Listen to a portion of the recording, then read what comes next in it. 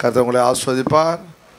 இந்த 2வது ஆராதனைக்கு வருகை தந்திருக்கிற உங்களை இயேசுவின் நாமத்திலே வாழ்த்துகிறேன், வரவேற்கிறேன். ஹல்லேலூயா. என்னிடத்துல பொக்கே இல்லை, இருந்தால் கொடுத்து வர ரொம்ப ஆசை எல்லாருக்கும். கர்த்தர் உங்களை ஆஸ்வதிப்பார். ஹல்லேலூயா. சார், இன்றைக்கு ஆண்டவர் இந்த வசனத்தின் மூலமாக ஆண்டவர் 5 காரியங்கள் நம்மோட பேச போகிறார். நேற்று நான் 2 காரியங்களை எடுத்துட்டேன் வாக்குத்தத்தத்தில். மீதி 3 காரியங்களை நம்ம பார்க்க போகிறோம். இந்த செய்தியை பாருங்கள், கவனிங்க. முதல்ல இந்த செய்தியுடைய தலைப்பு என்னென்னா, தாழ்மையின் விசுவாசம். யோபு அவன் தன்னை முழுமையாக விசுவாசத்தோடு தாழ்த்தினால கர்த்தர் என்ன செஞ்சார்? அவனுக்கு இரட்டிப்பான ஆசீர்வாதங்களை கர்த்தர் கொடுத்தார். அதுபோல் உங்களுக்கு வர ஆபத்துகளில், வர டிசாஸ்டரில், அழிவுகளில் நீங்கள் தேவனுக்கு உங்களை முழுமையாக தாழ்த்தி விசுவாசத்தோடு காத்திருந்தால் கர்த்தர் நிச்சயமாக இரட்டிப்பான ஆசீர்வாதத்தை கொடுப்பார். அவர் யோபுவை ஒரு நோக்கத்திற்கென்று தெரிந்து கொண்டார். சில சமயத்தில் உபத்திரவத்தை கொடுப்பது ஆண்டவர். தேவன் எந்த பிள்ளை தன்னை வெட்கப்படுத்த மாட்டான்னு நினைக்கிறாரோ அவங்க கையில் தான் கொடுப்பார். யார் கப்பு வாங்குகிறாங்களோ அவங்கள தானே டீம் தேர்ந்தெடுக்கும். ஒரு கிரிக்கெட்டில் பார்க்கும்பொழுது யார் நிறைய நல்லா அடிக்கிறவங்க ஃப்ரண்ட்டில் ஃபஸ்ட்டில் வருவாங்க பாருங்கள். அதுபோல் எப்படியாவது நாடு ஜெயிக்கணும். அதுபோல் கர்த்தர் ஒருத்தருக்கு உபத்திரவத்தை கொடுக்குறாருன்னா அந்த உபத்திரவத்தில் நீங்கள் பாதியில் விட்டுட்டு போனீங்கன்னா உங்கள் உபத்திரவத்தை தரமாட்டார். அதனால் நிம்மதி பாஸ்டர்னு சொல்கிறீங்களா? சரி, அப்போ பாருங்கள், ஹிடன் பர்பஸ், நோக்கம். அதில் அவனுக்கு யோபுக்கு உபத்திரவத்தை கொடுத்தோடைய நோக்கம், ஹல்லேலூயா, டு க்ளோரிஃபை காட், தேவனை மகிமைப்படுத்துவதற்காக. பிசாசு ஒரு சேலஞ்ச் பண்ணுறான். என்ன சேலஞ்ச் பண்ணுறான்? இது மாதிரி என்னது யோபுவை பார்த்தீரா, அவனுக்கு உபத்திரத்தை கொடுத்து அவன் விட்டுட்டு போயிடுவான்னு சொல்கிறான். கர்த்தர் சொல்கிறார், இல்லை, நான் யோபு ஒரு நாளும் என்னை மறுதலிக்க மாட்டான். ஹல்லேலூயா. அந்த டிபேட்டில் பரலோகம் ஜெயிச்சிடுது. அந்த பிசாசு தோற்று போகிறான். சொல்லுங்கள், ஒவ்வொரு நாளும் கர்த்தர் என் மூலமாக பரலோகத்தை ஜெயிக்க வைக்க என்னை தகுதிப்படுத்தியிருக்கிறார். ஹல்லேலூயா. அப்போ ஒரு நோக்கம் இருக்குது. த ஹிடன் பர்பஸ், மறைக்கப்பட்ட ஒரு நோக்கம். யோபுக்கு அங்கே நடந்த காரியங்கள் தெரியாது. இப்போ யோபுக்கு ஒரு மறைக்கப்பட்ட ஒரு நோக்கம் இல்லையா? 2வது ஹிடன் கவுன்சில். ஆண்டவர் என்ன பண்ணுறாரு? அவனுக்கு ஆலோசனைகளை தருகிறார். ஹல்லேலூயா. அவனோடு கூட பேசுகிறார், அவனோடு கூட இடைப்படுகிறார். நீங்கள் உங்களை உபத்திரவ நாட்களில் ஆண்டவருடைய சமூகத்தில் நீங்கள் ஆண்டவர்கிட்ட உங்களை தாழ்த்துறீங்கன்னா கர்த்தர் உங்களுக்கு ஆலோசனை தருவார். எப்படி தப்பி போக வேண்டும் என்ற வழியை கர்த்தர் காண்பிப்பார். பவுலை பிடிக்கணும்னு நினைக்கிறாங்க, கடைசியில் அவங்க எல்லாம் செய்கிறாங்க, கூடையில் வச்சு கீழே இறக்கி விட்டுறாங்க. பார்த்தீங்களா? ஒரே நிமிஷத்தில் அவன் தப்பிச்சு போயிடுறான் பாருங்க. அப்படி ஆண்டவர் ஒரு வழியை உங்களுக்காக ஆண்டவர் நிச்சயமாய் வைத்திருப்பார். அப்போது கவுன்சில் மிக முக்கியம். 3வது காரியம் பார்க்கும் பொழுது ஹிடன் ஆன்சர் ஆஃப் காட். தேவன் அவனுக்கு ஒரு உத்தரவு சொல்கிறார், பதில் கொடுக்கிறார். அவனுடைய காரியங்களுக்கு என்ன முறுமுறுப்புகளுக்கெல்லாம் என்ன செய்கிறாரு? ஒரு உத்தரவு, பதிலை கொடுக்கிறார். எதனால் நடந்துச்சு எல்லா காரியங்களும் அவனை தெளிவுபடுத்துகின்றார் இல்லையா? மிக மிக முக்கியமான காரியம். அதுபோல் கர்த்தர் உங்களுக்கு உங்கள் ஜெபத்துக்கு பதில் தருகிற ஒரு தேவன் இருக்கிறார். ஹல்லேலூயா. 4வது காரியம் ஹிடன் அப்பியரன்ஸ் ஆஃப் காட். தேவன் அவனுக்கு மறைக்கப்பட்ட ஒரு பிரசன்னத்தை ஆண்டவர் வெளிப்படுத்த, மறைக்கப்பட்ட ஆண்டுத்தினாலும் மறைஞ்சிருக்கிறாரு. ஆனால் ஒரு நேரம் வருது, கர்த்தர் என்ன பண்ணுறாரு? அவனை தன்னை வெளிப்படுத்துகிறார். அதுபோல் உங்கள் உபத்திரவ நேரத்தில் கர்த்தர் ஒரு நாள் உங்களுக்கு தன்னை வெளிப்படுத்துவார். 5வது காரியம் ஹிடன் மெர்சி ஆஃப் காட். எப்பொழுதுமே நீங்கள் விசுவாசிக்க வேண்டும், நம்ப வேண்டும். கர்த்தர் உடைய இரக்கம் எப்பொழுதும் எனக்காக வைக்கப்பட்டிருக்கிறது. ஹல்லேலூயா. ஒரு தாய் தன் பிள்ளைகள், தந்தை தன் பிள்ளைகள் மேலே எவ்வளோ இறங்குவாரோ அதை பார்க்க 100 மடங்கு 1000 மடங்கு நமக்கு இரக்கம் செய்கிற தேவன் நம்மோடு கூட இருக்கிறார். ஹல்லேலூயா. கரங்களை தட்டி கர்த்தருக்கு நன்றி செலுத்துவோம். ஆண்டவரே, நன்றி ஆண்டவரே. ஹல்லேலூயா. தேவனே, நீர் சகலமும் செய்ய வல்லவர்.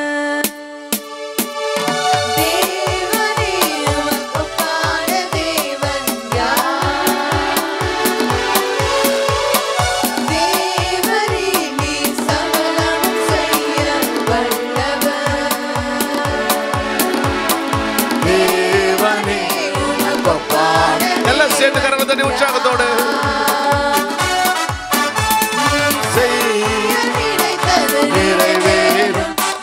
செய்வதை தடுப்பவன் யார்? செய்வதை தடுப்பவன் யார்?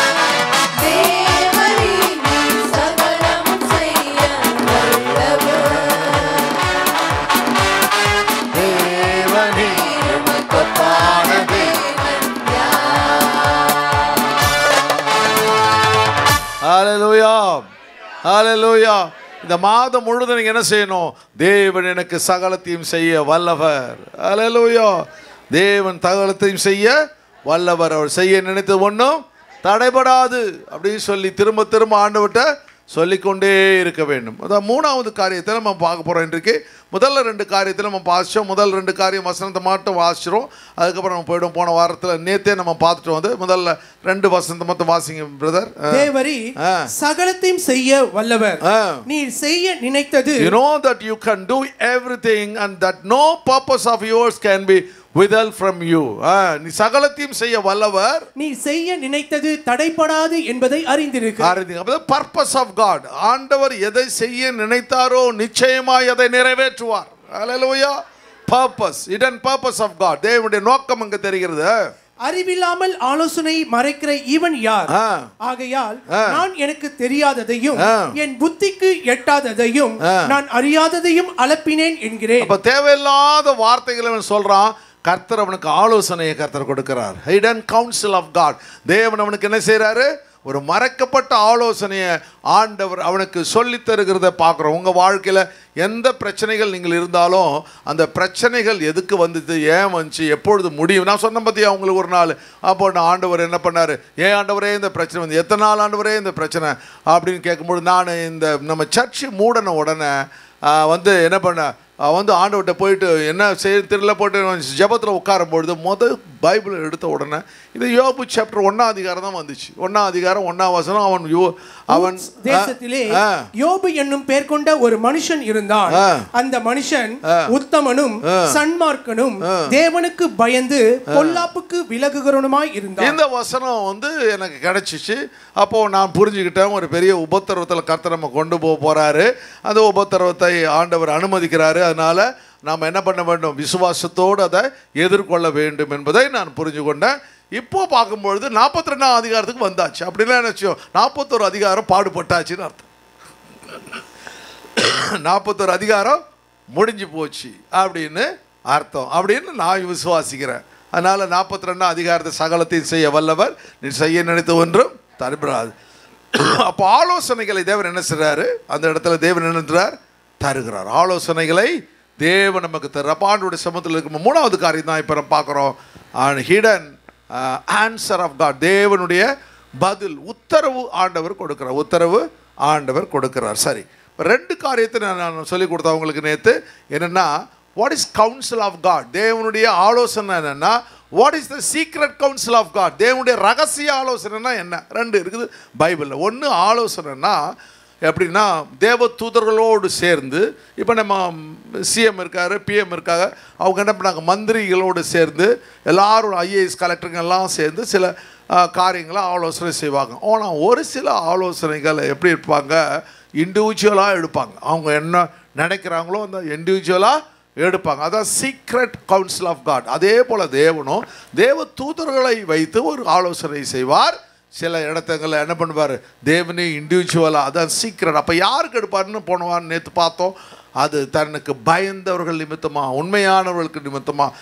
சங்கீதக்காரன் சொல்கிறான் எப்படின்னா, தேவன் தன்னுடைய ரகசிய ஆலோசனையை வைத்திருக்கிறார். இன்னும் பயங்கரமாக இருக்குது பார்த்தீங்களா? அதுபோல் ஆண்டவர் தேவன், நீங்கள் தேவனுடைய பிள்ளையாக இருந்தால் உங்களுக்கு ஒரு ரகசிய ஆலோசனையை தேவன் வைத்திருக்கிறார் என்பதை நம்ம பார்த்தோம். சரி, இன்றைக்கு நம்ம 3 காரியங்களை இன்னும் பார்க்க போகிறோம். Hidden answer of God. Hidden மறைக்கப்பட்ட உத்தரவு, பதில அங்கே பார்க்குற வசனம் வாசிங்க. 42:4 வாசிங்க பிரதர். நீர் எனக்கு செவி கொடும், நீர் எனக்கு செவி கொடும், அப்பொழுது நான் பேசுவேன்.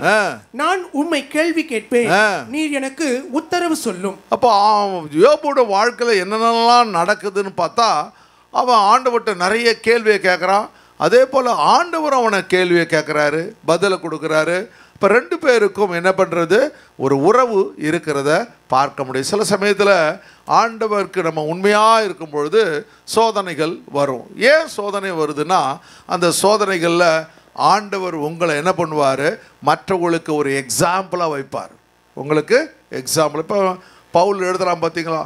பவுல் எழுதுகிறான், ஆபிரகாமுக்கு சோதனை வருது, அவன் தன் சொந்த குழந்தையே என்ன பண்ணுறான்? பலி செலுத்தும்படி செய்கிறான். அதே போல் ஈசாக்குக்கு சோதனைகள் வருகிறது. அவனுக்கு குழந்தை பிறக்கிறது லேட் ஆகுது. ஆண்டவருடைய சமூகத்தில் போய் கேட்குறான். ஆண்டவர் சொல்கிறார், ரெண்டும் மோதிக்கலும், அதுக்குள்ளேருந்து ஒரு குழந்தை பிறக்கும், அது என்ன பண்ணும், அதில் இருந்து ராஜாக்கள் உதிப்பார்கள் அப்படின்னு சொல்கிறாரு. அதே மாதிரி யாக்கோபுக்கு சோதனை வருகிறது. அவன் என்ன பண்ணுறான், சாப்பாடு அப்பம் கிடைக்காத கூடாதபடி சாப்பாடு கூட இல்லாத சோதனைகள் வருது. அவன் என்ன பண்ணுறான், எகிப்து தேசத்திற்கு கொண்டு போகப்படுகிறான். இப்படி ஆண்டவர். ஆனால் இவங்கெல்லாம் பார்த்தீங்கன்னா பவுல் ஆகட்டும், யோவான், யாக்கோபு, பேதுரு எல்லாமே அந்த சோதனைகளை ஜெயித்து விடுகிறார்கள். ஹல்லேலூயா. பக்கத்தில் பார்த்து சொல்லுங்க, சோதனை வந்தால் திரும்பி ஓடி போயிடாதுங்க, ஜெயிக்கணுங்க. ஹல்லேலூயா, ஹல்லேலூயா. ஹஸ்பண்டு ஒய்ஃபை ஜெயிக்கிறது பெரிய பிரச்சனை இல்லைங்க, சோதனையை ஜெயிக்கணுங்க. 2 பேரும் சேர்ந்தாங்க ஜெயிக்கணும். இன்னைக்கு காலையில் நான் எழுந்திருக்கும் போது எனக்கு ஒரு வார்த்தை வந்துச்சு, உம்மாலே ஒன்று சேனைக்குள் பாவேன், உன்னாலே ஒன் மதலை தாண்டுவேன் அப்படின்னு ஒரு வார்த்தை வந்துச்சு பாருங்க. நீ காலையில் மார்னிங் எழுந்த உடனே 4 மணிக்கு அப்படி எழுந்துட்டு உட்காந்துட்டு கொஞ்சம் நேரம் உட்காந்து எழுந்த உடனே உட்கார்ந்த உடனே உம்மாலே ஒரு சேனைக்குள் பாவேன், உம்மாலே ஒரு நான் மதலை தாண்டுவேன். அப்போது எவ்வளோ பெரிய தைரியம் பாருங்கள், எவ்வளோ பெரிய தைரியம் யாருக்கு, தாவீதுக்கு. உம்மாலே ஒரு பெலிஸ்தீன் சேனை எவ்வளோ பெருசு. அப்போ ஒரே ஆளாக நான் அவங்கள பார்த்துப்பேன், ஒரு பெரிய மதில் சுவராக இருந்தாலும் அதை நான் தாண்டி போயிடுவேன். அப்போ உம்மாலே என்ற வார்த்தை ரொம்ப முக்கியம் இல்லை, உம்மாலே. அப்போ ஆண்டவர் நம்ம கூட இருந்தால் எதையும் செய்ய கர்த்தர் நமக்கு பலனை தருவார். சொல்ல, எதையும் செய்ய கர்த்தர் எனக்கு பலனை தருவார். அப்போ ஆண்டுடைய கரம், தேவனுடைய தயவுகள் அங்கே அப்போவும் சொல்கிறான். அப்போ ஆண்டவர் நம்மளோடு கூட பேசுகிற ஒரு காரியத்தை தான் நம்ம இப்போ பார்க்க போகிறோம். நம்மளுடைய சொன்ன யோபுடைய ஒய்ஃப் பேர்னா சிட்டிஸ் இல்லையா. அவன் கடைசியில் என்ன பண்ண, யாரை கல்யாணம் பண்ணுறான், ஆபிரகாமின் சந்ததி தீனால மேரேஜ் பண்ணுறான்னு சொல்லி தியாலஜி சொல்கிறாங்க, டால்முட் சொல்லுது. ஒரு சமயம் இருக்கலாம், அதுக்கு பிறகு பிள்ளைகள் அவனுக்கு பிறக்குது, அப்படியே டபுளாக எல்லாமே பிறக்குது, ஆசீர்வாதங்கள் பெருகிறது. ஒய்ஃபு அவனோட சண்டை போட்டுக்கிறான், அதனால் ஒரு வெறுப்பு வந்துடுது. பிறகு அவன் விட்டுட்டு போயிடுறான். பிறகு இவன் என்ன பண்ணுறான், மற்றவனை தீனால மேரேஜ் பண்ணுறான்னு டால்முட் சொல்லுது, அவங்களுடைய இது புத்தகங்கள் சொல்லுது. ஆனாலும் கூட கர்த்தர் என்ன பண்ணுறார், அவனுடைய சந்ததியை தேவன் என்ன பண்ணுறார், ஆசீர்வதிக்கிறார். இரட்டைப்பான ஆசீர்வாதங்களை கர்த்தர் எப்படி கொடுக்குறாரு அப்படின்னா, ஆண்டவருக்கு அவன் கடைசி வரையும் உண்மையாக இருந்தான். சொல்லுங்கள், ஆண்டவருக்கு நான் கடைசி வரையும் உண்மையாக இருக்க கர்த்தர் என்னை அழைத்திருக்கிறார். ஹல்லேலூயா. இப்போ இதை சொன்ன உடனே கர்த்தருடைய வசனங்களை பார்க்குறோம். யோபுவின் புத்தகம் 38ஆம் அதிகாரத்தில் கர்த்தர் அவனோடு கூட பேசுகிறார், மறு உத்தரவு கொடுக்கிறார். 38 1 2 3 வசனங்களை வாசிப்பாரு. அப்பொழுது கர்த்தர் பெருங்காற்றிலிருந்து யோபுக்கு பெருங்காற்றில் Lord answered Job out of whirlwind. ஆண்டவர் என்ன பண்றாரு, பெருங்காற்றிலிருந்து உங்களுக்கு பேசுறார். அதனால நீங்க பேசும்போது ஒரு பெரும் காத்து அடிக்க நினச்சிக்காதீங்க. புயல் வரும்பொழுது, சைக்கிளோன் வரும்பொழுது எனக்கு ஆண்டவர் என்னோட பேச போறாரு அப்படின்னு நினச்சிக்காதீங்க. ஆண்டவர் அவனுக்கு அந்த மாதிரி ஒரு சுச்சுவேஷனை உண்டு பண்ணார். சரி, அறிவில்லாத வார்த்தைகளினால் ஆலோசனையை அந்தகாரப்படுத்துகிற இவன் யார்? யாரா நீ திருப்பி கேள்வி கேட்டுக்கிட்டு, யாரா நீ திருப்பி கேள்வி கேட்ட? அப்பா பிள்ளைய பார்த்துல நல்லா திருப்பி கேள்வி கேட்டுட்டு இருக்கிறேன். இப்போ ஹஸ்பண்ட் ஒய்ஃபை கேட்பார், ஒய்ஃப் என்ன திருப்பி அதையே பேசிட்டு அப்படி கேட்பாங்க. அது போல ஆண்டவர் சொல்றாரு, அறிவில்லாத வார்த்தையின் ஆலோசனை அந்தகாரப்படுத்த இவன் யார்? இப்பொழுதும் புருஷனை போல் இடைக்கட்டி இப்பொழுது ஒரு be like a man, so prepare yourself like a man. நீ ஒரு புருஷனை போல உன்னை இடைக்கட்டி விட்டு நிமிர்ந்து உட்கார், ஸ்ட்ரைட்டாக உட்கார், ஒழுங்கா பார், என்ன பார், கவனி அப்படி சொல்லி ஆண்டவர் ஒரு அதட்டுறார். இத்தனை நாள் அவன் அப்படியே ஒரு மாதிரி குறை சொல்லிக்கிட்டே இருந்தான், முணறிக்கிட்டே இருந்தான், அழுதுகிட்டே இருந்தான். இப்போ ஆண்டவர் அவனோடு கூட பேசுறாரு, நான் உன்னை கேட்பேன், எனக்கு மறு உத்தரவு சொல்லு. நான் பூமியை அஸ்திபாரப்படுத்துகிற போது நீ எங்கே இருந்தாய்? நான் பூமிக்கு ஃபவுண்டேஷன் போடும்போது எங்கப்பா போயிருந்தேன் உனக்கு தெரியுமாடான்னு கேட்கிறாரு. நீ அறிவாளியானால் அதை அறிவி, அதற்கு அளவு குறித்தவர் யார்? அது எப்படி, அது ரவுண்டா இருக்கணுமா, அது ஸ்கொயரா இருக்குமா, இதுக்கு மெஷர்மெண்ட் கொடுத்தது யார்? அப்போ நீ எப்படி இருக்கணும், இதெல்லாம் நீ கவனிக்கணும். ஒரு பெரிய தலைவனாக இருக்க, பெரிய பணக்காரனாக இருந்த, நான் கொஞ்ச நேரத்தை சொல்லிட்டு இருந்தேன், ஒரு லைன் இருக்குல்ல, ஒரு சிங்கம். அந்த சிங்கம் ஒரு காட்டில் 3 வருஷத்துலேருந்து 5 வருஷம் அந்த கிங் ஆஃப் த ஃபாரஸ்டாக இருக்குமா. 3லேருந்து 5 வருஷம் அது ராஜாவாக இருக்குமா. 3லேருந்து 5 வருஷம். அப்படி பார்க்கும் பொழுது ஒவ்வொரு காரியங்களும் பார்க்குறாங்களாம். அப்போது எப்படா இது 3லேருந்து 5 வருஷம் அப்படின்னா அது எல்லாத்தையும் என்ன பண்ணோம், நேராக பெரிய பெரிய மிருகங்களோட சண்டை போடணும், சண்டை போட்டு ஜெயிக்கணும், இதெல்லாம் கவனிக்கணும். சும்மா நேற்று நடக்குன்னா இவர் ராஜா வீட்டில் பிறந்துட்டார் அதனால் ராஜாலாம் கிடையாது. அந்த மிருகங்களுக்கு கூட பார்த்தீங்களா இப்போ எப்படி அவங்க ஜெயிக்கிறாங்க. ஒரு கிங்காக வரணும்னா இத்தனை தொகுதியில் என்ன பண்ணணும், சிஎம்மாக வரணும், இத்தனை தொகுதியில் ஜெயிச்சா தான் அவர் சிஎம்னு சொல்கிறாங்க. அதுபோல் இந்த சிங்கங்களுக்கு என்ன பண்ணுமா, போயிட்டு ஃபைட் பண்ணுமா. எது அந்த நிறைய சிங்கம் இருக்குல்ல, ஒரு சிங்கமாக இருக்கும், ஒரே ஒரு சிங்கமாக இருக்கும், ஆண் சிங்கம், எக்கச்சக்கமாக சிங்கம் இருக்கும். அந்த சிங்கத்தில் எந்த சிங்கம் நிறைய ஃபைட் பண்ணுதோ அந்த மிருகங்கள்லாம் சேர்ந்து ராஜாவாக அதை ஏற்றுக்கொள்ளுமா. ஒரு சிங்கம் வந்து என்ன பண்ணுமா, ஒரு சிங்கம் வந்து 12 வருஷம் கண்டினியூஸ், இதெல்லாம் ரிசர்ச் பண்ணி கண்டுபிடிச்சிருக்காங்க பாருங்கள். 12 வருஷம் ஒரு சிங்கம் வந்து ராஜாவாக காட்டுக்கு இருந்திருக்குது. 4 முறை அவர் வந்து இது பிரசிடெண்ட்டாக இருக்கிற மாதிரி, அமெரிக்கன் பிரசிடென்ட் மாதிரி 4 முறை அவர் கிங்காக இருந்துக்கிறாரு. எப்படின்னு கண்டுபிடிச்சா உடம்பு முழுவதும் எக்கச்சக்கமான அடி இருந்துச்சான். அந்த அடி இருந்த உடனே அதை வந்து ஃபாலோ பண்ணி கண்டுபிடிச்சா என்னென்னா, இந்த சிங்கம் வந்து இந்த டாங்கி என்னது கழுதப்புலி, டாங்கி டைகர்ஸா கழுதப்புலியோட சண்டை போட, இந்த சிங்கத்துக்கெல்லாம் கழுதப்புலியோட சண்டை போடுறதுக்கு வந்து அவ்வளோ தைரியம். அதுவும் ஒரு கச்சக்கச்சப்பா நிறைய வந்துடுமா, வந்து திடீர்னு இந்த கடிக்கார ரொம்ப போல்டு, அது கவலைப்படாதான், அதனால் கொஞ்சம் பயப்படுமா. அதோட சேர்த்து ஜெயிக்கணுமா. அதுக்கப்புறம் எந்த சிங்கம் இறங்கி போய் தண்ணியில் இறங்கி போய், இந்த க்ரொக்கடாயில்ஸ் இருக்குது பாரு, க்ரொக்கடாயில் வந்து வாட்டரில் ரொம்ப பவர்ஃபுல்ல, அந்த க்ரொக்கடாயில் எது போயிட்டு அங்கே இடத்து தண்ணியில் போய் இறங்கி நின்று ஜெயிக்குதோ அவர் தான் காட்டுக்கு ராஜாவும். ஹல்லேலூயா, ஹல்லேலூயா. தெரிஞ்சோ தெரியாமலோ உங்களுக்கு கல்யாணம் வேறு பண்ணி வச்சிடறாங்க. சரி, ஆனால் உங்கள் குடும்ப தலைவன், ஹல்லேலூயா, குடும்ப தலைவி உங்களை ஆசீர்வதிப்பாராக கர்த்தர். சரி, அப்போ என்ன நடக்குதுன்னு பார்த்தா, ஆண்டவர் தேவன் ஒரு ஒரு ஒரு ஒரு ஒரு தைரியம் உள்ள ஆட்கள் கையில் தேவன் என்ன பண்ண பொறுப்புகளை தேவன் தருகிறார். இந்த அருமையான யோபுவை பார்த்து சொல்கிறாரு, நீ மனுஷனை போல இடை கட்டிக்கோள், நான் கேட்குற கேள்விக்கு பதில் சொல்லு, நீ இந்த பூமியை அஸ்திபாரப்படுத்தும் போது எங்கே இருந்த, இதுக்கு வந்து நூல் போடும்போதுன்னா அது அளவு குறிக்கும் போது இந்த இப்படி தான் இருக்கணும், இந்த ஷேப் இருக்கணும், அப்போது நீ எங்கே இருந்ததுன்னு ஆண்டவர் கேட்குறாரு. அதன் ஆதாரங்கள் எதின் மேல் போடப்பட்டது. அந்த ஃபவுண்டேஷன் எங்கே வச்சு, ஒரு பில்டிங் கட்டினா ஃபவுண்டேஷன் கீழே ராக்கு மேலே போடுவாங்க, சாண்டு மேலே போடுவாங்க இல்லையா, ஏதாவது ஒரு ஆதாரம் இருக்கும். ஒன்றுமே இல்லாமல் எப்படா வச்சவனு தெரியுமான்னு கேட்குறாரு. அதன் கோடிக்கல்லை வைத்தவர் யார்? அப்பொழுது விடியற் காலத்து நட்சத்திரங்கள் ஏகமாய் பாடி தேவபுத்திரர் எல்லாரும் கம்பீரித்தார்களே. அந்த நட்சத்திரங்கள் வந்து பாட்டு பாடுது பார்த்தீங்களா. நீங்கள் இப்போ நீங்களும் நானும் பாட்டு பாடுற மாதிரி என்ன பண்ணுது, நட்சத்திரங்கள் பாட்டு பாடுகிறது. நட்சத்திரங்கள் வழிகாட்டுகிறது, நட்சத்திரங்கள் பாட்டு பாடுகிறது. இப்போ எல்லாத்துக்கும் ஒரு வேலையை தேவன் கொடுத்திருக்கிறார். நோக்கத்தை ஒரு கர்த்தர் நிறைவேற்றுகிறது. நீங்களும் நானும் நோக்கத்தை நிறைவேற்ற வேண்டும். இன்றைய அனுக்கிரக காலம், இன்றே ரட்சணை நாள். அனுக்கிரக காலத்திலே நான் செவி கொடுத்து ரட்சணை காலத்திலே உதவி செய்ய. நீங்கள் டெய்லி இதை சொல்லிக்கிட்டே இருக்கணும். ஆண்டவர்கிட்ட சொல்லிகிட்டே இருந்தால் கர்த்தர் உங்களுக்கு அநேக ஆசீர்வாதங்களை கர்த்தர் கொடுப்பார். ஹல்லேலூயா.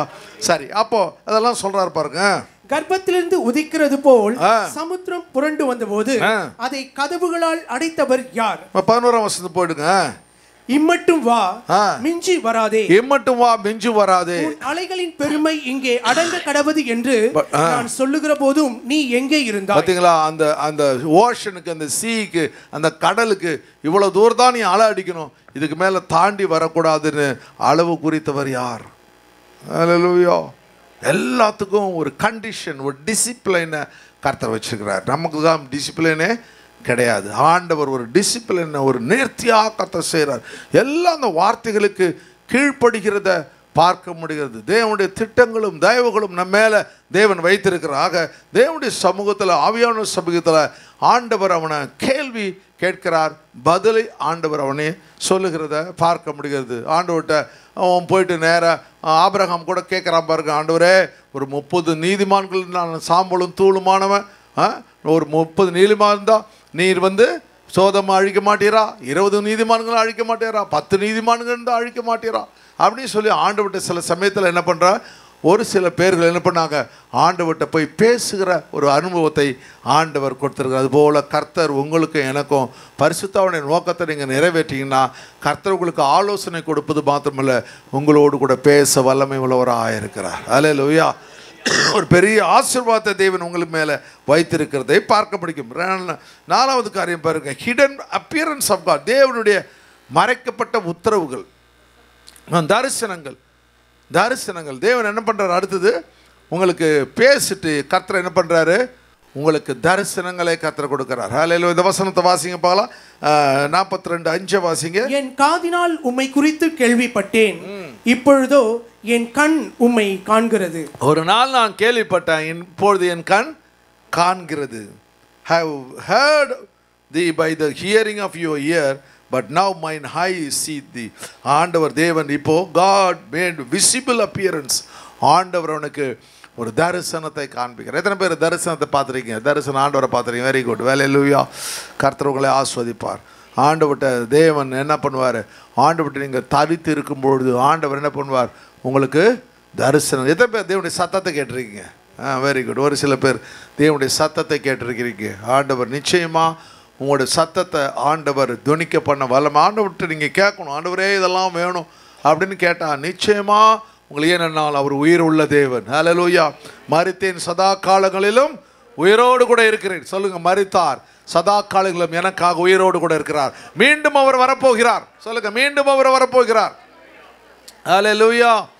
பாண்டவர் இப்போ நம்ம விசுவாச அறிக்கை சொல்கிற பார்த்தீங்களா? ரொம்ப அழகாக யெகோவா எழுந்தருளும் சத்துருக்கள் சிதறைக்கு. இப்போ நான் இந்த ஆண்டவர் நம்ம இதெல்லாம் ஆண்டவர் நமக்கு கற்றுத்தராரோ அதெல்லாம் நான் போய் சினாடில் போய் கற்றுத்தரேன். எல்லாரும் இப்போ எல்லாம் சொல்ல. போன வாரம் திருச்சியில் 46 பேர் 56 பேர் இது ஆர்டினேஷன் வாங்கினாங்க. அவங்களெல்லாம் எழுந்து நிற்க வச்சு அந்த சர்ச் முழுவதும் திருச்சியில் இந்த சர்ச் எல்லோரும் நிற்க வச்சு, இனிமேல் அவங்க பாஸ்ட் இப்படி சொல்லுவார் அப்படி சொல்லிட்டேன் நான். யெகோவா எழுந்தருளும் சத்துருக்கள் சிதறடிக்கப்படுவார்கள், பயக்குள் முன்பாக ஓடி போவார்களாக, 1000 உங்கள் பாஸ்டர் கர்மேல் சர்ச்சுக்கு திரும்புவார்களாக அப்படி சொல்லுங்க அப்படி சொல்லுங்க எல்லாரும் சொன்னாங்க. அது போல் அதே போல் 6 ஜபங்கள் ஆண்டவர் கற்றுக் கொடுத்தார். இப்போ விசுவாசம் இருக்கிற நான் அப்போஸ்தல உபதேசத்திலும் அந்யோன்யத்திலும் அப்பம் பிற்கதிலும் ஜபத்திலும் தரித்திருப்பேன். இதை ஆதி அப்போஸ்தல நாட்கள் அவர்கள் சொன்னதை ஆண்டவர் காண்பித்தார். அதுபோல் கர்த்தர் என்ன செய்கிறார்? தேவன் பரிசுத்தாவியானவர் நமக்கு அநேக காரியங்களை கற்றுக் கொடுக்கிறார். ஏன் கற்றுக்கிறார்? அந்த உபத்திரவத்தில் அநேக காரியங்களை ஆண்டவர் தேவன் பேசினார்.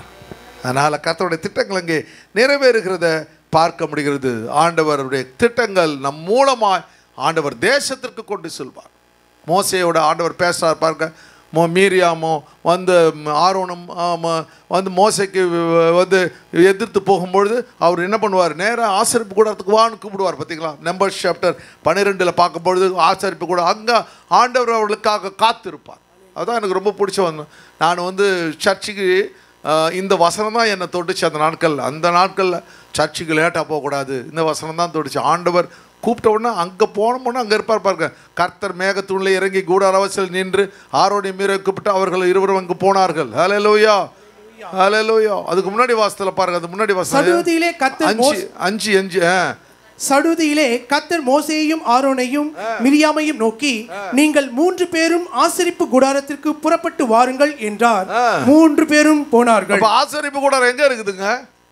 அங்கதான் இருக்குது. வாசஸ்தலத்தில் இருக்க ஆசரிப்புக்கு அங்கேருந்து அவ்வளோ கிலோமீட்டருக்கு வந்துடுறாரு டக்குன்னு. இங்கேருந்து மேலே நம்ம சும்மா ஒரு அமெரிக்கா போகிறதுக்கு ஆஸ்திரேலியா போகிறதுக்கு நமக்கு 15 மணி நேரம் 20 மணி நேரம் ஆகுது. அவ்வளோ தூரத்துக்கு ஃப்ராக்ஷனில் டக்குன்னு வந்துடுறாரு. ஃப்ராக்ஷனில் சொன்ன உடனே நாங்கள் நிற்கிறாரு. அவங்களுக்கு முன்னாடி நிற்கிறார். வந்தோன்னு பாருங்க. அடுத்த வாசம் பாருங்க, 6ஆம் வசனம் பாருங்க. அப்பொழுது அவர், என் வார்த்தைகளை கேளுங்க. அவங்க வராங்க மேகத்தூணிலே இறங்கி. அப்போ ஆண்டவர் அவங்களுக்கு வர்றதுக்கு முன்னாடி வந்துடுறார். நீங்க வருவதற்கு முன்பாக தேவன் வந்து விடுகிறார். சரி போங்க. அப்போ ஆண்டவர் சொல்றாரு, அவர் சொல்லும்போது சொல்றாரு, என்ன சொல்றாரு?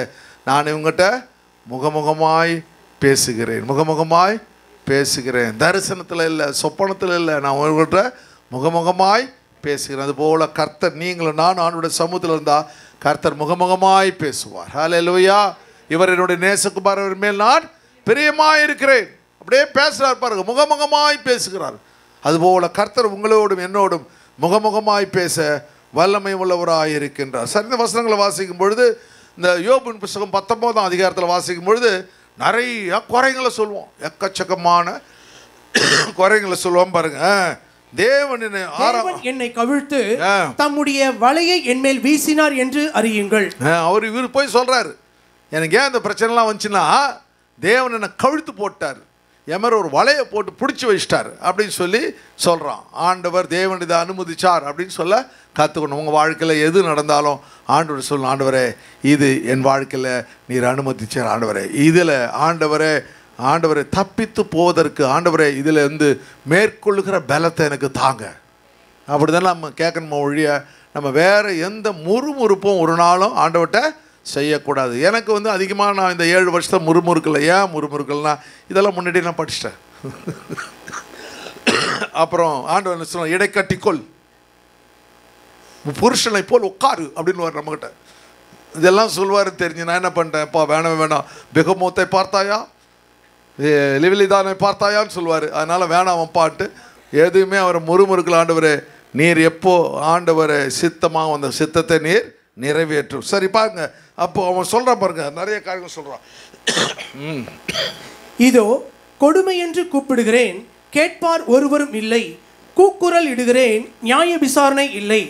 நான் கடந்து போக கூடாதபடிக்கு அவர் என் பாதையை வேலி அடைத்து என் வழிகளை இருளாக்கி விட்டார். இப்படி ஆண்டவர் மேல பயங்கரமான அந்த அதிகாரம் 19ஆம் அதிகாரம் முழுவதும் அவர் மேல குறைங்களை சொல்லிக்கிட்டே இருக்கிறான். குறைங்களை சொல்லிட்டு கடைசியில் உணர்றான், ஐயோ நம்ம ஆண்டவரை குறை சொல்லக்கூடாதுன்னு நினச்சிட்டு அப்புறமா ஆண்டவர் அவனுக்கு இடைப்படுறாரு. உடனே அவன் சொல்றான் பாருங்க, கடைசியில் என்ன சொல்றான் பாருங்க, 25ஆம் வசனம், என் மீட்பர் உயிரோடு இருக்கிறார் என்றும் அவர் கடைசி நாளில் பூமியின் மேல் நிற்பார் என்றும் நான் அறிந்திருக்கிறேன். என் மீட்பர், I know that my redeemer lives. என் மீட்பர் உயிரோடு இருக்கிறார் என்றும் கடைசி நாளில் பூமியின் மேல் நிற்பார் என்றும் நான் அறிந்திருக்கிறேன். கரங்களை தட்டி கர்த்தரை நன்றி செலுத்து. ஹல்லேலூயா, ஹல்லேலூயா. தரிசனம் தந்தவர் நீரல்லவோ, தவறாமல் நிறைவேற்றி முடித்தீரே.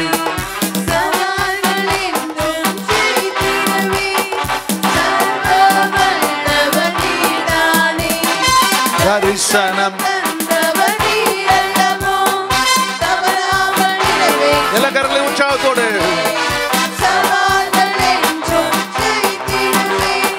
சர்வ வல்லவர் நீதானே, தேவரீ சகலமும் செய்ய வல்லவர். ஆமென். தேவனே உமக்கொப்பான தேவன் யார்? தேவரீ சகலமும் செய்ய வல்லவர்.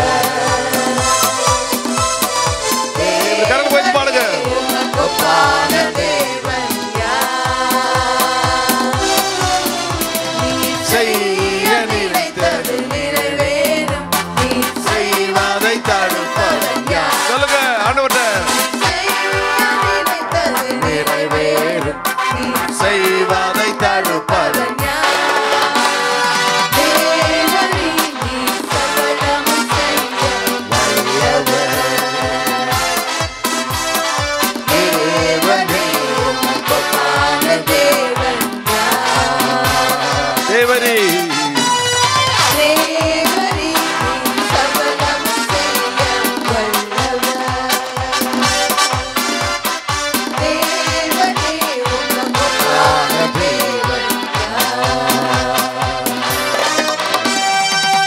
ஹல்லேலூயா.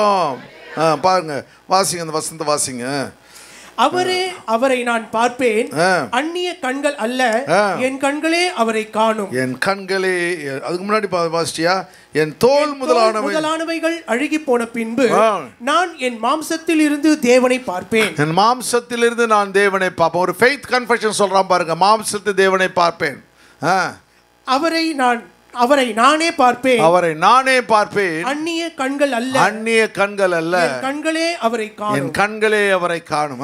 இந்த வாஞ்சையா என் உள்ளிந்திரியங்கள் எனக்குள் சோர்ந்து போகிறது, உள்ளந்திரியங்கள் சோர்ந்து போகிறது. அல்ல எப்போ பாப்பேன்னு சொல்லி அவன் தேவனை அங்கலாய்க்கிற காரியத்தை நாம் பார்க்க முடியுது. ஹல்லேலூயா. இப்படிப்பட்ட திட்டங்கள், தயவுகள், ஆசீர்வாதங்களை கர்த்தர் நமக்கு வைத்திருக்கிறார். ஹல்லேலூயா.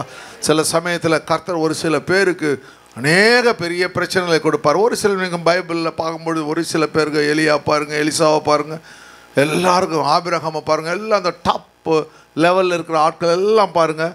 ஆண்டவர் தேவன் என்ன பண்ணுவார், ஒரு சில காரியங்களை கர்த்தர் வச்சிருப்பார். ஆனாலும் கூட நம்ம கடைசி வரையிலும் என்ன வேண்டும்?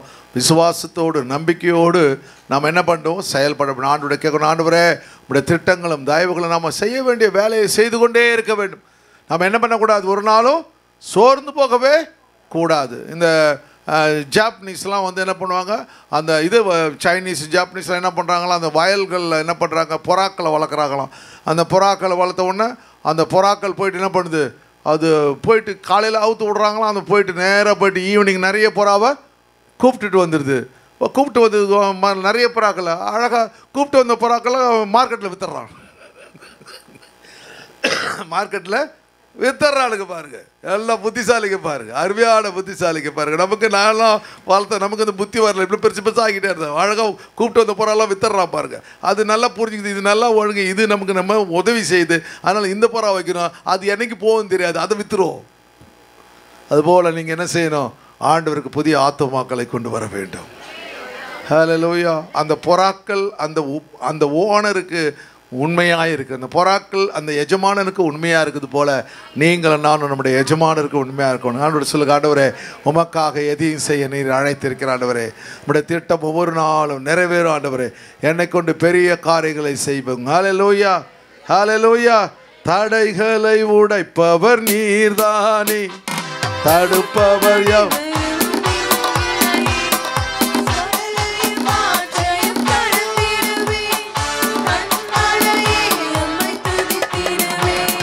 தடைகளை உடைப்பவர் நீர்தானே, தடுப்பவர் எவரும் இல்லை.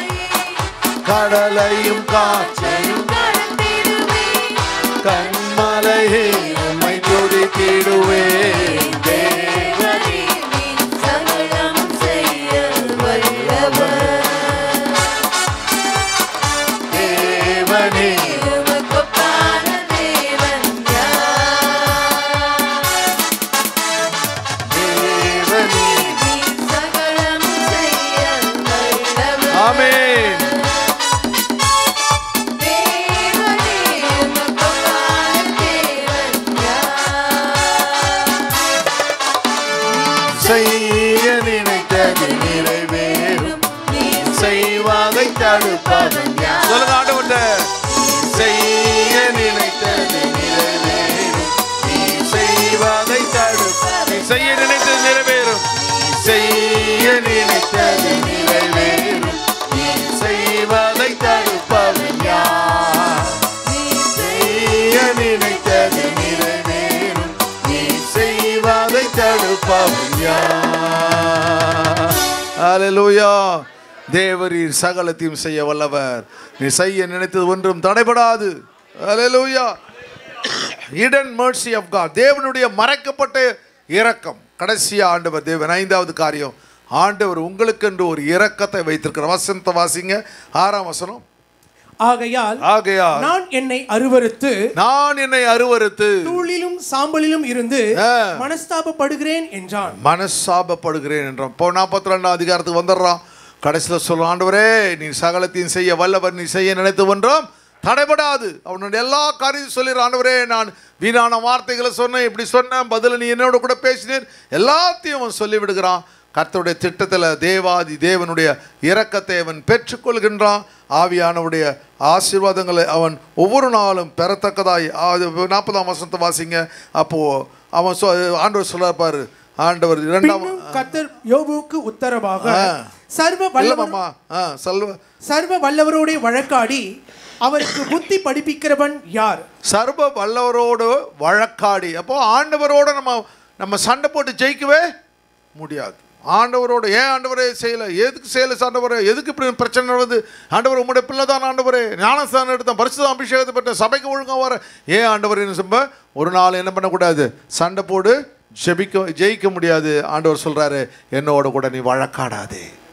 சொல்லுங்க, நான் ஆண்டவரோட வழக்காட மாட்டேன். என் பேரில் தேவன் பேரில் குற்றம் பிடிக்கிறவன். சொல்லுங்க, கர்த்தர்கிட்ட, ஆண்டவரே ஒரு நாள் நான் குற்றம் கண்டுபிடிக்க மாட்டேன் ஆண்டவரே. ஹல்லேலூயா. அப்படியே கன்ஃபஸ் பண்ண ஆண்டவர் உங்களுக்கு ஒரு ஆசீர்வாதத்தை தருவாரா? இவைகளுக்கு உத்தரவு சொல்ல கடவன் என்றார். அப்பொழுது யோபு கர்த்தருக்கு பிரதியுத்தரமாக, இதோ நான் நீசன். இப்போதான்ப்பா அடங்குறான், நான் ஆமாம் 19ஆம் அதிகாரத்துலேருந்து பேசி பேசி பேசி ஆண்டவர் ஒரு வழி ஆகிட்டான். இப்போ தான் அடங்குறான். என்ன சொல்கிறான்? நான் நீசன் ஆண்டவரே, பிகோல் ஐ எம் வேல்னு சொல்கிறான் பாரு. நான் உமக்கு என்ன மறு உத்தரவு சொல்லுவேன்? நான் உமக்கு என்ன மறு உத்தரவு சொல்வேன்? எல்லாத்தையும் பேசுறாரு ஆண்டவர். என் கையினால் என் வாயை பொத்திக் கொள்ளுவேன். முன்னாடியே வந்து நோர் மூஸ்குவால முன்னாடியே வாயை பொத்திருந்த பிரச்சனையே கிடையாது. அல்லேலூயா. நான் ஒரு தடவை சொல்லிருக்கேன் பாருங்க, இந்த வாயை மூடிட்டு மீன் வந்து தூண்டலில் மாட்டாதான். வாயை தேவையில்லாத இடத்துல வாயை திறக்கக்கூடாது. தேவையில்லாத இடத்துல ஆணு திறந்து மாட்டிக்கும் பாருங்க மீனுங்க. அதுபோல் தேவையில்லாத இடத்துல என்ன செய்யக்கூடாது? வாயை திறக்கக்கூடாது. எங்கே தேவையோ அறிவு புத்திசாலித்தனமாக இருக்க வேண்டும். அப்போ ஆண்டவர் இதை சொல்லி தருகிறத பார்க்க முடியுது. நான் 2 தரம் பேசினேன். நான் 2 தரம் பேசினேன். இனி நான் பிரதியுத்தரம் கொடாமல் 2 தரம் பேசலாம். சாப்டரா பேசியிருக்கான், எக்கச்சக்கமாக பேசிட்டான். ஆனால் சொல்கிறான் 2 தரம் தான் பேசலாம் ஆண்டவரே. சாப்டர் 19ஆம் சாப்டர் பேசலாம், 23ஆம் சாப்டர் பேசலாம். எனக்கு நிறைய சாப்டர் பேச தெரியுமே, பேசியிருக்கான். இனி நான் பிரதியுத்தரம் கொடாமலும் எதுவுமே நான் பேச மாட்டேன் ஆண்டவரே.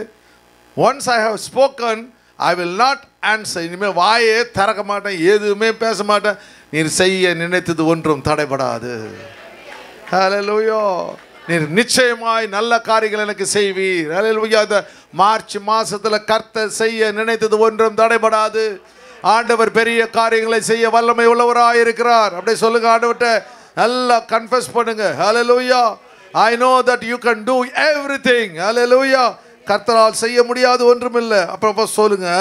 அப்பொழுது கர்த்தர் பெருங்காற்றில் இருந்து யோபுவுக்கு உத்தரவு அருளினார். ஆண்டவர் உத்தரவு அருள்றாரு. இப்போதும் புருஷனை போல நீ அறை கட்டிக்கொள். மறுபடியும் சொல்றாரு, புருஷனை போல அடைக்கட்டை. இப்போ ஒரு திரும்ப திரும்ப திரும்ப பேசிட்டே இருக்கு. இப்போதான் வாயை பொத்திட்டு இருக்கிறேன். இனிமேல் தேவையில்லாத பேசாத, வாயை பொத்திக்கோ அப்படி சொல்லிட்டு சொல்றாரு பாருங்க. 15 நிறைய இருக்கு. 15ஆம் வசனம் போயிடுங்க. இப்பொழுது பிகமோத்தை நீ கவனித்து பார். உன்னை உண்டாக்கினது போல அதையும் உண்டாக்கினேன். ஒரு மிருகத்தை உன்னை மனதான உண்டாக்கினேன். உன்னை உண்டாக்குனது போல ஒரு மிருகத்தை உண்டாக்கணும். பெருசு எல்லாம் இருக்குது, சைஸில் பெருசு. ஆனால் அது நீ இருக்கிறதெல்லாம் ஆடு கோழி மாடு எல்லாத்தையும் அடித்து தின்ற. அது வெறும் புல்லை தின்னுது, அது ஒழுங்காக இருக்குது. அது சொல்கிறார் பாருங்க, பிகமத்தை உண்டாக்கினேன், அது மாட்டை போல் புல்லை தின்னும். மாட்டை போல் அவ்வளோ பெரிய உருவமே புல்லை தின்னு, இவரை இருந்துக்கிட்டு இவ்வளோ தின்றிய அப்படின்னு சொல்கிறாரு. இதோ அதனுடைய பலன் அதன் இடுப்பிலும் அதன் வீரியம் அதன் வயிற்றின் நரம்புகளிலும் இருக்கிறது. அங்க ஆண்டவர் ஒவ்வொன்றுக்கும் ஒரு பேலனை கொடுத்துருக்காரு. நமக்கு ஃபிஸ்ட் பவர்னு சொல்லுவோம், கையோட பேலனை கொடுத்துருக்காரு. ஒவ்வொரு மிருகத்துக்கும் ஒரு பேலன். காண்டா மிருகத்துக்கு என்ன பண்ணிருக்காரு? கொடுத்துருக்கிறாரு. அது மாதிரி சிங்கத்துக்கு என்ன பண்ணிருக்கிறாரு? சிங்கத்துக்கு புலிக்கெல்லாம் என்ன பண்ணுறாரு? பயங்கரமான அந்த அந்த அந்த பைட்டிங் சொல்லுவாங்க, அந்த அந்த கடிக்கிற அந்த அந்த பேலன் அப்படியே நொறுங்கணும். எலும்பெல்லாம் நொறுங்கும் இல்லையா? எலும்பெல்லாம் நொறுங்க. எவ்வளோ ஒரு மிருகத்தை, உயிரோடு இருக்கிற மிருகத்தை கடிச்சு தின்னுது பாருங்க. அப்படியே நறுக்குன்னு கடிச்சு சாப்பிடுது பாருங்க. அவ்வளோ பெரிய மிருகத்தை கொடுத்துருக்க. பைட்டிங் பவர்னு சொல்லுவாங்க. அந்த பைட்டிங் பவர் ரொம்ப அதிகமாக இருக்கும். அந்த காண்டாம் இருக்கும். பிறகு இது crocodile பார்த்தீங்களா, முதலைங்கெல்லாம் எவ்வளோ பெரிய பயங்கரமான பவர் அதுக்கு இருக்குது பார்த்தீங்களா? இந்த பக்கம் ஒரு ஹார்ஸ் பவர்னு சொல்லுவாங்க பார்த்தீங்களா? என்ன பண்ணுவோம்? ஹார்ஸ் பவர் கேள்விப்பட்டிருக்கீங்க? ஹார்ஸ் பவர் குதிரை, காருங்களுக்கெல்லாம் சொல்லுவாங்க ஹார்ஸ் பவர். ஏன் லைன் பவர், ஏன் டைகர் பவர்னு சொல்ல மாட்டாங்க? ஹார்ஸ் பவர்னு சொல்லுவாங்க காருக்கு, மோட்டார் சைக்கிளுக்கு. ஏன் லைன் பவர்னு சொல்ல மாட்டாங்க, ஏன் டைகர் பவர்னு சொல்ல மாட்டாங்கன்னா, லைன் 65-70 கிலோமீட்டர் ஸ்பீட் போகும், 60 கிலோமீட்டர் ஸ்பீட் போகும். டைகர் 72 கிலோமீட்டர் ஸ்பீட் போகும். ஹார்ஸு 50 கிலோமீட்டர்ஸ் தான் போகும். ஆனால் ஹார்ஸ் பவர்னு சொல்கிறாங்க. ஏன்னா அது கடைசி வரையும் அதே ஸ்பீடு போயிட்டே இருக்கும். இது கொஞ்சம் தூரம் போய் சோர்ந்து போயிடும். அந்த பவர் கடைசி வரையும் சஸ்டைன் ஆகும். அதனால தான் ஹார்ஸ் பவர், HORS ஹார்ஸ் பவர்னால் அதனுடைய அந்த அந்த ஸ்பீடு கடைசியில் குறையவே குறையாது. அதுபோல் கர்த்தர் உருவாக்கி வச்சிருப்பார். மிருகங்களை தேவன் என்ன பண்ணுறாரு? ஒரு பெரிய நோக்கத்திற்கென்று உருவாக்குறார். அந்த நோக்க தேவைகள் எல்லாம் நிறைவேற்றுகிறது ஆண்டவர். அதை கம்பேர் பண்ணுறாரு. அப்புறம் லிவியதானை பார்த்து 41ஆம் அதிகாரத்தில் பாருங்க. லிவியதானை தூண்டினால் பிடிக்க கூடுமோ? சி ஸ்னேக், வேற பெரிய பயங்கரமா சி ஸ்னேக். அதன் நாக்கை நீ விடுகிற கயிற்றினாலே பிடிக்க கூடுமோ? நாக்க பிடிக்க முடியுமா உன்னால? அதன் மூக்கை நாற்கயிறு போட்டு கட்ட கூடுமோ? குரட்டினால் அதன் தாடையை உருவ குத்தக்கூடுமோ? இதெல்லாம் உன்னால செய்ய முடியுமா? எதுவுமே செய்யாத நீ ஏன் என்னோடு கூட பேசுகிறாய்? ஹல்லேலூயா. ஹல்லேலூயா. ஆண்டவர் தேவன் பார்த்தீங்கன்னா சீஸ்னேக் எவ்வளோ பெருசு இருக்கு பாருங்க. இதுக்கிட்ட போய் எங்கே பார்த்தாவே நம்ம செத்து போயிடுவோம். அது மூச்சு விட்டாவே எல்லாம் எரிஞ்சு போயிடும். அப்படி ஆண்டவர் அந்த நாள் இதெல்லாம் இருந்திருக்கு பாருங்க.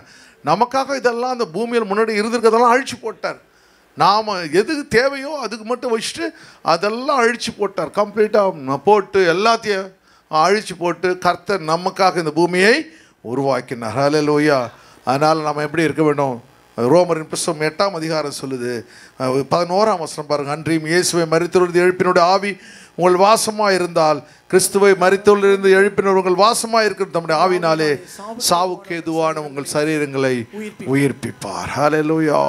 அப்போ ஆண்டவருடைய சமூகத்தில், ஆவியானவருடைய சமூகத்தில், ஆண்டவரே ஆவியானவரே நீர் ஒருவர் தான் என்னை உயிர்ப்பிக்க வல்லமை உள்ளவராக இருக்கிறீர். ஆண்டவரே மரித்த சரணங்களை உயிரோடு எழுப்புகிற தேவனை என்னோடு கூட இருக்கிறீர். ஆண்டவரே ஹல்லேலூயா. இந்த அருமையான யோபுடைய சரீரத்தை கர்த்தர் உயிர்ப்பிக்கின்றார். மாத்திரமல்ல, அவன் எழுந்து போன எல்லாவற்றும் இரட்டத்தனையான ஆசீர்வாதங்களை கொடுக்கிறார். அதுபோல் அருமையான தேவ சபையே, உங்களுக்கு எனக்கு இரட்டத்தையான ஆசீர்வாதங்களை கொடுக்க தேவன் வல்லமை உள்ளவராக இருக்கிறார். ஹல்லேலூயா. ஒரே ஒரு ஸ்டோரியை நான் சொல்லி முடிக்கின்றேன். ஆண்டவர் இரக்கம் உள்ளவர் என்றதுக்காக. அருமையான ஒரு மனுஷன் ஒரு ரெஸ்டாரண்ட் போனானா. ரெஸ்டாரண்ட் போகும்பொழுது அங்கே தன் பிள்ளைக்கு ஒரு தோசை வாங்கி கொடுத்துட்டு இவன் ஃபோனில் பேசிகிட்டு இருந்தானா. ஏன்னா அவன்கிட்ட காசில் சாப்பிட்றதுக்கு.